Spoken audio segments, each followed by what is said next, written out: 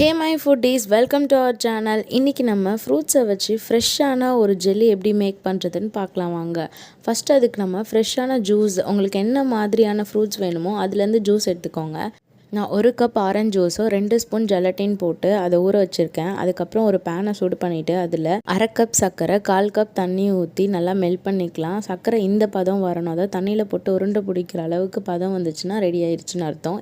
நம்ம எடுத்து வச்சுருக்க ஆரஞ்ச் ஜூஸ் எடுத்து மிக்ஸ் பண்ணி அடுப்பு ஆஃப் பண்ணிக்கலாம். இப்போ ஒரு மோல்டு எடுத்து அதில் ஆயில் அப்ளை பண்ணிக்கலாம். இப்போ நம்ம அந்த மோல்டில் ஊற்றி ஒரு 2 hours நல்லா ஃப்ரிட்ஜில் வச்சு செட் பண்ணிக்கலாம். எந்த பழத்தில் வேணாலும் செய்யலாம். நான் ஆரஞ்ச், அப்புறம் பொமோகிரானட், அப்புறம் கிரேப்ஸ், அந்த 3 பழத்துலையும் செஞ்சுருக்கேன்.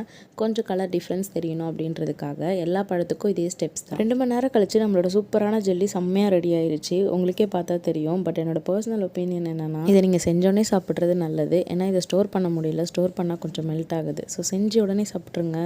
தேங்க்ஸ் ஃபார் வாட்சிங். பை.